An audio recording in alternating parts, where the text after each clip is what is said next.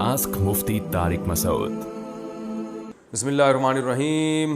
قرض لینا کب جائز ہے؟ محمد عرفان کشمیر سے. قرض کس صورت میں لینا چاہیے اور قرض ادا کرنے کی کیا وعیدیں، قرض ادا نہ کرنے کی کیا وعیدیں ہیں؟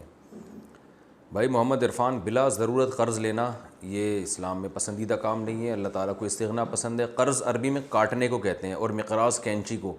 تو قرض کو قرض اس لیے کہتے ہیں کہ محبت کو کاٹتا ہے. آپ کا کوئی بہت جگری یار ہوگا نا، جب آپ اس سے قرض لیں گے تو آپ کو وہ عجیب سا لگنے لگے گا. جب تک قرض نہیں لیا تھا آپ کو اس سے امید تھی کہ یہاں سے مجھے پیسے ملیں گے، تو آپ کو دنیا میں اس سے اچھا کوئی بھی نہیں لگے گا. لیکن جس دن آپ نے اس سے پیسے لیے تو جہاں بھی وہ نظر آئے گا، دنیا کا سب سے قابل نفرت انسان آپ کی نظر میں وہی ہوگا. آپ کہیں گے پتہ نہیں ہر جگہ آج کل یہی کیوں نظر آ رہا ہے مجھے. خواب میں بھی وہی آئے گا، نماز میں بھی آپ کو وہی نظر آئے گا، ہر جگہ آپ کو وہی نظر آئے گا. جہاں بھاگیں گے آپ کو اس کی صورت نظر آئے گی. تو یہ کیا کرتا ہے؟ قرض محبت کو کاٹ دیتا ہے، اس لیے اچھی چیز نہیں ہے. اور قرض لے کے نہ دینا تو نبی صلی اللہ علیہ وسلم نے فرمایا مطل الغنی یہ ظلم.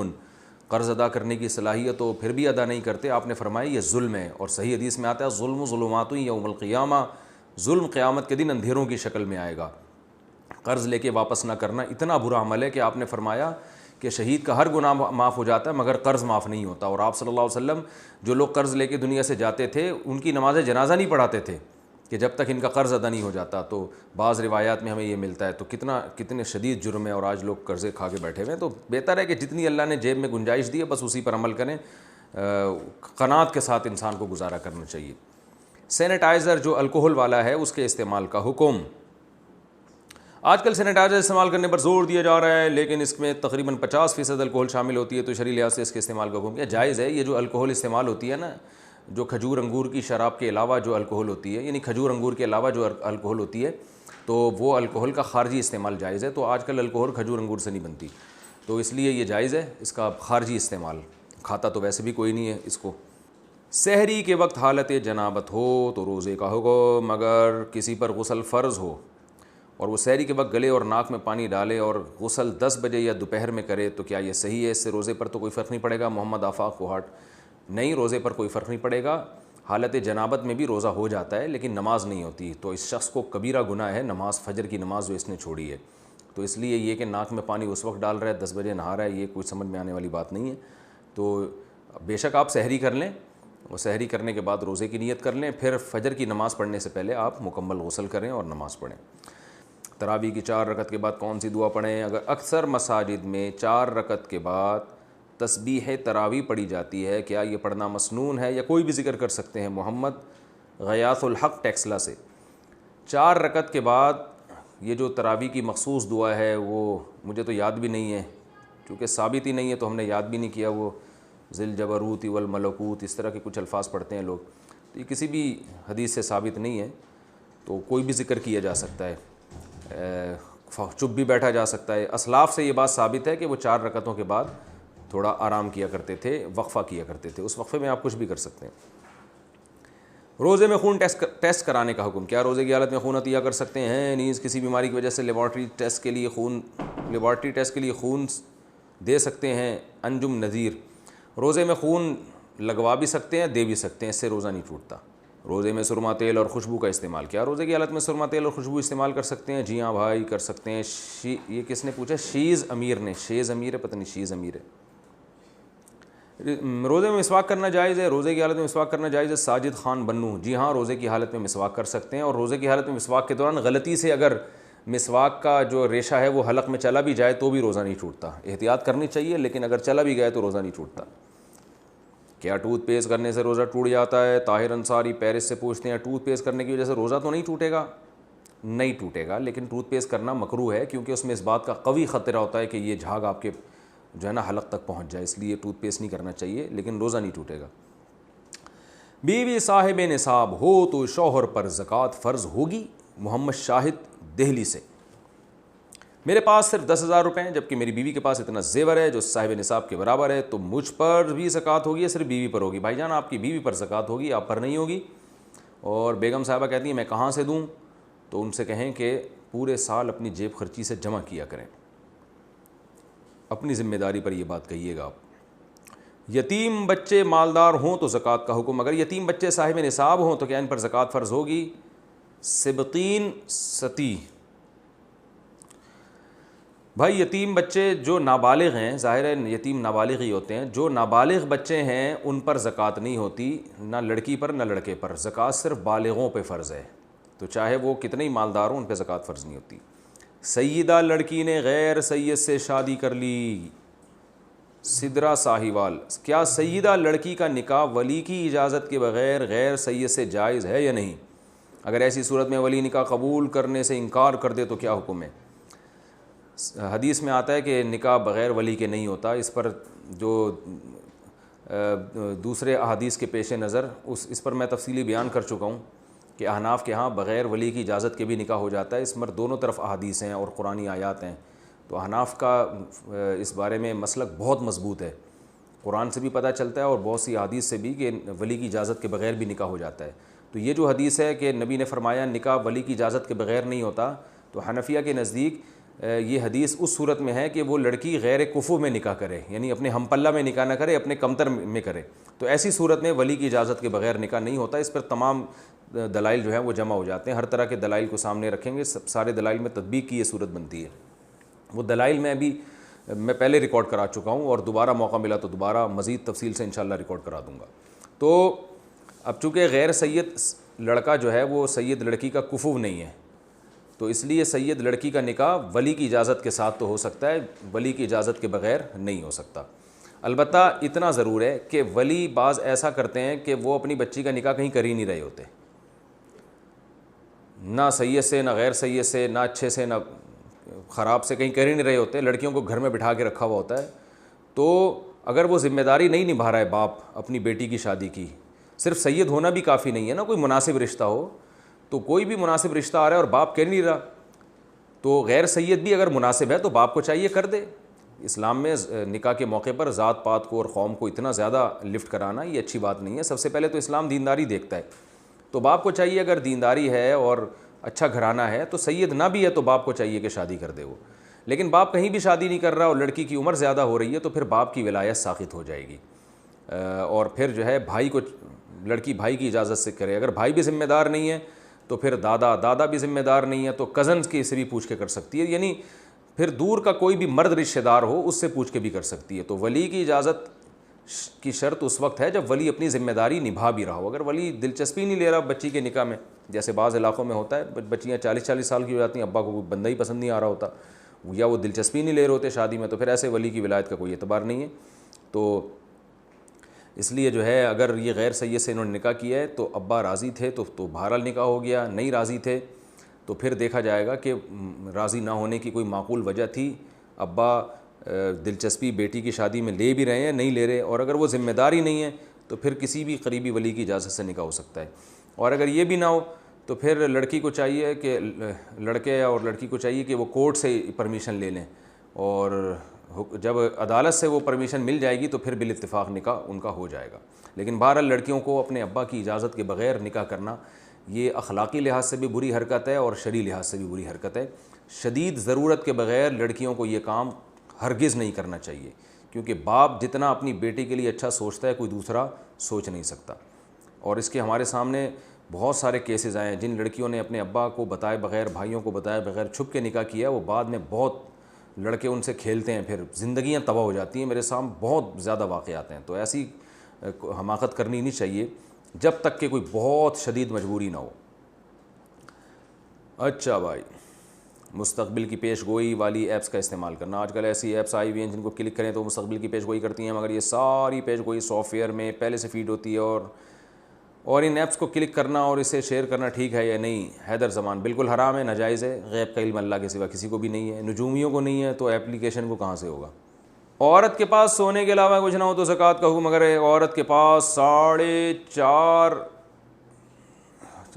سے 4.5 تولے سونا ہو اور اپنی ذاتی نقد رقم کچھ بھی نہیں سوائے بچوں کے خرچ کے، تو اس صورت میں اس عورت پر زکوٰۃ فرض ہوگی یا نہیں؟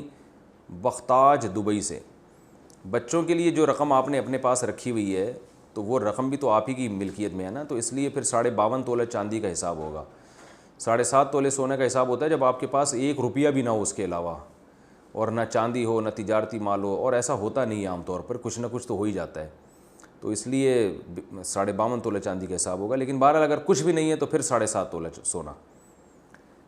رمضان میں قرآن مجید ترجمہ سے پڑھیں یا بغیر ترجمہ کے؟ محمد عرفان انڈیا سے، رمضان میں قرآن کریم ترجمہ کے ساتھ پڑھنا افضل ہے بغیر ترجمہ کے؟ جبکہ ترجمہ کے ساتھ تلاوت کم ہو پاتی ہے۔ دونوں طرح سے پڑھیں، ترجمہ تفسیر بھی پڑھیں اور ویسے مستقل طور پر تلاوت بھی کریں، دونوں کا الگ الگ ثواب ہے۔ روزہ افطار کا صحیح طریقہ، افطار کے لیے سائرن کی آواز سننا کافی ہے یا اذان کا انتظار کرنا چاہیے؟ محمد ارشاد اقبال کشمیر سے، نہ اذان کا انتظار کریں نہ سائرن کا۔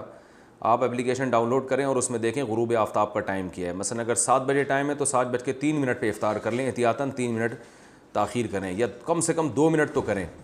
اس کی وجہ میں پہلے ڈیٹیل میں بیان کر چکا ہوں، کیونکہ بعض جگہ اذانیں جلدی ہو رہی ہیں اور بعض جگہ سائرن جلدی بج جاتا ہے، تو اس لیے آج کل یا تو مؤذن پر پورا اعتماد ہو، اس کو پتہ ہو کہ چیک کر لیں کہ یہ صحیح ٹائم پہ اذان دیتے ہیں کہ نہیں دیتے، تو ورنہ اصل مدار ہے سورج غروب ہونے کے بعد۔ روزے میں گیم کھیلنا کیسا ہے؟ روزہ رکھ کر گیم کھیلنا، یہ لوڈو کھیلنا کیسا ہے؟ عبدالرزاق نو شہرہ فیروز سے۔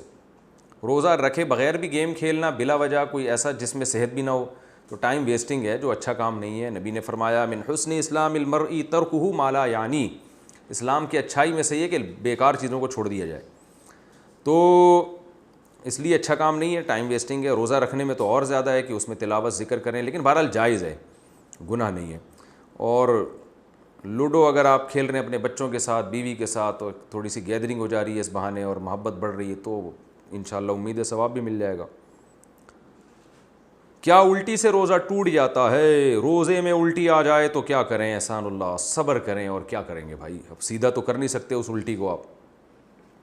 آپ کا مقصد یہ کہ الٹی آ جائے تو کیا روزہ ٹوٹ جائے گا، شاید یہ پوچھنا چاہ رہے ہیں، مگر سوال میں پوچھا نہیں ہے آپ نے۔ تو روزے میں الٹی آنے سے روزہ ٹوٹتا ہے 2 شرطوں کے ساتھ۔ ایک، آپ نے خود حلق میں انگلی ڈال کے یا کسی طریقے سے الٹی کی ہو، اور الٹی بھی بہت بھاری بھرکم الٹی ہو، منہ بھر کے ہو، یعنی جسے روکنا ممکن ہی نہ ہو، اس صورت میں روزہ ٹوٹتا ہے۔ اور اگر آپ نے خود سے منہ بھر کے الٹی نہیں کی، الٹی ہوئی ہے خود بخود ہوئی ہے لیکن آپ نے نگل لیا اس کو، تو بھی روزہ ٹوٹ جاتا ہے۔ اور باقی کسی صورت میں روزہ نہیں ٹوٹتا، مثلا منہ بھر کے الٹی نہیں ہوئی تو بھی روزہ نہیں ٹوٹتا، تھوڑی سی الٹی ہوئی آپ نے اس کو نگل لیا، اس سے بھی روزہ نہیں ٹوٹتا۔ روزے میں حجامہ کروا سکتے ہیں کیا؟ روزے کی حالت میں حجامہ کروایا جا سکتا ہے؟ اویس رئیس خان، جی کروایا جا سکتا ہے، لیکن حدیث میں ایک روایت میں اس کو مکروہ یعنی کہا ہے کہ اس سے روزہ ٹوٹ جاتا ہے، تو علماء نے دونوں، حجامہ روزے میں ثابت بھی ہے، دونوں میں تطبیق اس طرح دی ہے کہ روزے کی حالت میں جب حجامہ کروائیں گے تو کمزوری کا خطرہ ہوتا ہے، تو اس بات کا خطرہ ہوتا ہے کہ پتہ نہیں آپ روزہ کمپلیٹ کر بھی سکیں کہ نہ کر سکیں، تو اگر کوئی خطرہ نہیں ہے تو کروا سکتے ہیں۔ 2 بیویوں میں نان نفقہ کیسے تقسیم کریں؟ میرا دوسری شادی کا ارادہ ہے، پہلی شادی کو 7 سال ہو گئے ہیں، کیا دوسری شادی کے لیے بھی پہلی شادی جتنا مہر ہوگا یا لڑکی والوں کی ڈیمانڈ کے مطابق ہوگا؟ نیز 2 بیویوں کے درمیان نان نفقہ کا کیا طریقہ ہوگا؟ عبد الوحید، یہ بڑے بہادر ہیں، انہوں نے اپنا نام بھی شو کیا، لیکن اتنے بہادر بھی نہیں ہے کہ اپنی لوکیشن شو کر دیں گے، پکڑے جائیں گے تو بولیں گے میں یہ وہ والا عبد الوحید نہیں، وہ دوسرا والے عبد الوحید ہوں میں۔ بہرحال دیکھیں، دوسری بیوی کا مہر الگ ہوگا جتنا ان کا مطالبہ ہو، مہر میں برابری نہیں ہوتی، مہر تو ہر ایک کا اپنی ڈیمانڈ پر ہوتا ہے۔ باقی نان نفقہ کیسے تقسیم کریں؟ تو نان نفقے میں جو خشک راشن ہے، سبزی ہے، دال ہے، گوشت ہے، یہ تو سب گھروں میں برابر ہی آئے گا جتنے افراد ہوں، اور اگر کسی گھر میں زیادہ افراد ہوں تو اس کے حساب سے زیادہ آئے گا۔ تو نان نفقے میں بس اتنی برابری ضروری ہے کہ ہر گھر میں مناسب نان نفقہ پہنچائیں۔ اب ظاہر ہے کوئی زیادہ کھاتا ہے کوئی کم کھاتا ہے، یہ تھوڑی کہ 1-2 روٹیاں اس بیوی کو کھلا رہے ہیں تو 2 ہی اس کو کھلائیں، وہ اگر 3 کھاتی ہے تو اس کو 3 کھلانی پڑیں گی، وہ اگر 1 پہ پیٹ بھر جاتا ہے تو اس کے لیے 1 کافی ہے۔ تو نان نفقے میں برابری کا مطلب یہ ہوتا ہے کہ جس اسٹینڈرڈ کا نان نفقہ اس کو دے رہے ہیں اسی اسٹینڈرڈ کا اس کو بھی دیں، بس اتنا کافی ہے۔ کوانٹٹی کے لحاظ سے اس میں کمی بیشی ہر ایک کی ضرورت کے لحاظ سے ہو سکتی ہے، تو بس آپ نے یہ کرنا ہے بھائی کہ جس کوالٹی اور اسٹینڈرڈ کا اس کو دے رہے ہیں تو اسی کوالٹی اور اسٹینڈرڈ کا اس کو بھی دیں، یہ نان نفقہ کافی ہے۔ اس طرح سے نان نفقہ تقسیم ہوگا۔ یہاں اگر پھل لے آتے ہیں تو وہاں بھی فروٹ لے کر آئیں، ٹھیک ہے نا، کبھی یہاں آپ پیزا منگوا لیتے ہیں تو پھر اس بیگم کے لیے بھی پیزا یا اسی مالیت کی کوئی چیز جو اس کو پسند ہو، تو اس طرح سے ایکویلٹی آپ نے کرنی ہے۔ کیا تراویح پڑھا کر تحائف لے سکتے ہیں؟ اگر ہم کسی کے گھر پر تراویح پڑھا رہے ہیں تو وہاں سے پیسے اور تحائف لینا جائز ہے جبکہ پہلے سے طے نہ ہو۔ تنزیل اختر۔ دیکھیں یہ جو قاریوں کی اجرت طے کی جاتی ہے یہ بالکل ناجائز ہے.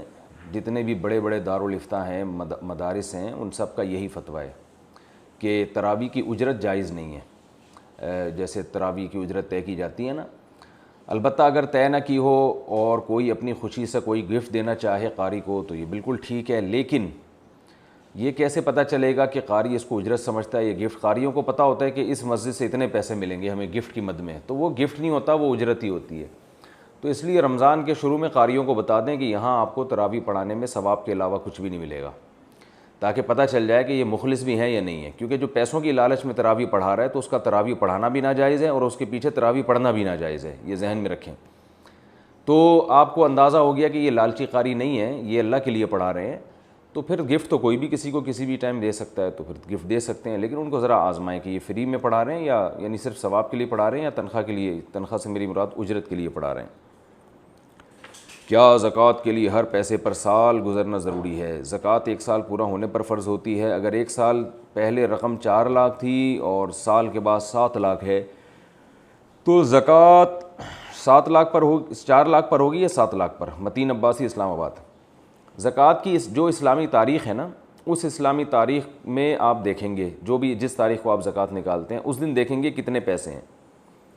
اگر اس دن 7 لاکھ ہیں تو 7 لاکھ پر دیں, اس دن 4 لاکھ ہیں تو 4 لاکھ پر دیں. پورے سال نہیں دیکھا جاتا کہ کتنا پیسہ آ رہا ہے کتنا جا رہا ہے, یہ حساب رکھنا تو ناممکن ہے. یعنی آپ اگر فرسٹ رمضان کو زکوٰۃ نکالتے ہیں فار ایگزامپل, تو شعبان کی آخری تاریخ کو اگر آپ کے پاس 1 کروڑ روپے آ گئے اور فرسٹ رمضان کو وہ 1 کروڑ روپے تھے تو آپ کو 1 کروڑ کی زکوٰۃ دینی پڑے گی. اور اگر آپ کے پاس 29 شعبان کو 1 کروڑ روپے تھے لیکن رمضان کا چاند یکم رمضان یعنی یکم تاریخ آنے سے پہلے وہ 1 کروڑ خرچ ہو گئے تو یکم تاریخ کو نہیں ہے پیسے تو نہیں ہوگی زکوٰۃ. تو اس خاص اسپیسیفک اس ڈیٹ کو دیکھا جاتا ہے کہ کتنا اماؤنٹ آپ کے پاس ہے, تو اس پورے اماؤنٹ پہ پھر آپ پر زکوٰۃ فرض ہوگی. آسک مفتی طارق مسعود.